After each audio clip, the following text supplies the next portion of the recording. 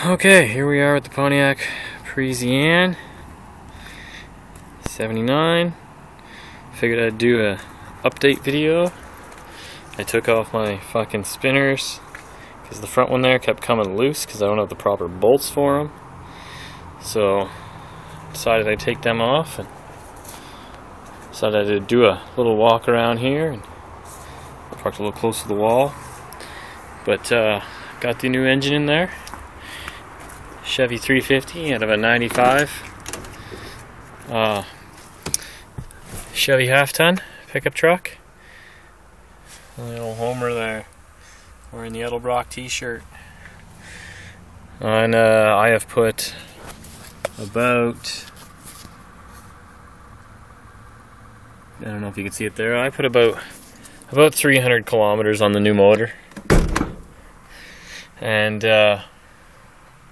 pretty much just storing her for winter now, because, well, those hockey puck tires are terrible, and I do have winters for it, but on my stock rally wheels, but I don't really feel like driving it in the wintertime. That's what I got the little Civic for, but it's got some issues I got to figure out. I need a new radiator because it's leaking, but I might just keep adding fluid because it's probably cheaper to put fluid in it, and it only seems to leak when it has pressure and you run it for a while and it builds up pressure, it leaks. So, but the oil leaks out of it too, and it leaks quite a bit of oil. So I just got my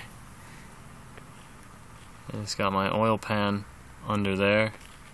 You can't see it, but got my oil pan under there to catch all the oil dripping down, so I can not stain the drive or the street too much. But anyways, this is the Pontiac. I got my little bush bumper on there. Painted up my little lights, painted them red there because they were looking a little, the chrome was peeling, so I sanded them down and painted them. I don't know, something to do. And there's the beast. Marcus did all the painting in here, so it's not bad. And I dripped antifreeze all over the place when I put antifreeze in it. But yeah, I had to put the, because it's a 95 engine, it was a TBI, and I wanted to use a carburetor because when I got the motor, the TBI was missing all the electronic stuff, and that's the expensive stuff to track down, and I didn't really feel like it, so I put the new intake manifold on there. It was quite expensive, the Edelbrock Performer.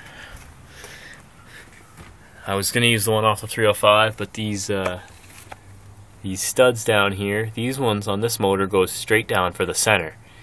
The other ones here on the front, they're angled. So the rest of the bolts are angled, but the four center ones, two on each side there, they're straight down. So I couldn't use my other engine because they changed it, and on the 305 and 350s and 383s and all the Chevy small blocks from back in the day, all the bolts were angled. But for some fucking stupid reason, they decided they'd put them on straight down. So I had to buy a new manifold, buy a new alternator because it wouldn't charge, and it still didn't want to charge, so I had to dick around with that. And got a new battery here, so I'll just basically give her a start up here and you can see how it runs.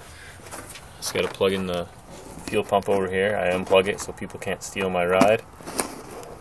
Give her a start up and you can see it does make a bit more power.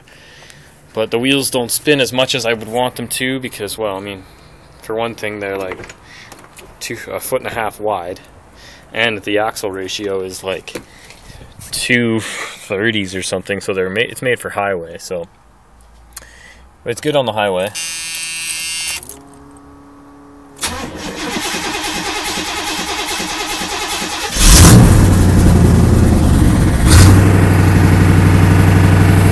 It runs pretty good. I timed it myself, so it's not the best timing, but it could be worse.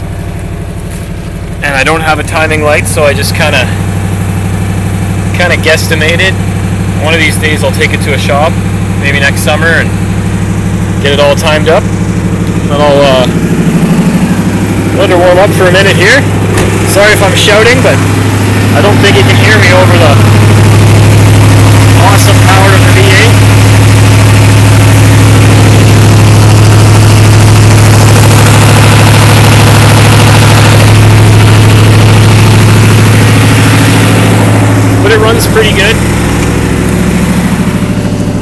considering it was an $80 engine, $80 Kijiji engine, and it took me about a week to put it all together, waiting on parts and doing it all myself from a tree in my backyard. I'm kind of proud of that I did it by myself. Well, I had some help from Marcus, but he's more of the grunt type. I mean, like, he doesn't know a lot about engines. He learned a lot there. I learned a lot there. It was a good experience. It runs pretty smooth. Sounds good. Dual cherry bomb glass packs. The interior is pretty nice. I mean, there's a couple bubbles hanging down from the ceiling there. Got my tractor trailer models I built up there, and well, that's about it. I mean, it runs good. I put 300K on it roughly. I got my stereo there working good. I had my Super Nintendo in here hooked up to this because this folds out and it's a, you know, like a 7-inch monitor, and I was playing some Star Fox and some Mario on it, but so I decided, since I'm parking it for the winter, I'll bring the Nintendo inside and play some retro games in there. So I got that did, and yeah, it runs good.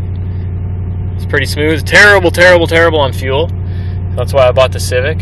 That, and so I can drive it in the winter. But yeah, that's that. It's 79 Pontiac, 350 in it.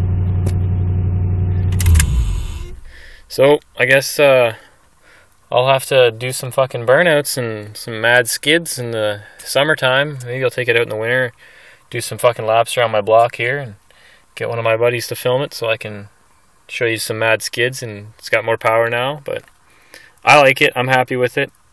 I think the build went pretty good. It does leak oil behind the manifold because they gave me this silicone fucking pack that was about this fucking big, and I just I used up all the silicone on putting on the intake manifold, and I guess it wasn't enough on the backside by the distributor because it leaks oil. So I don't want to run it too long here and stain up their driveway, because, well, no one wants oil stains all over their driveway. And I guess that's that.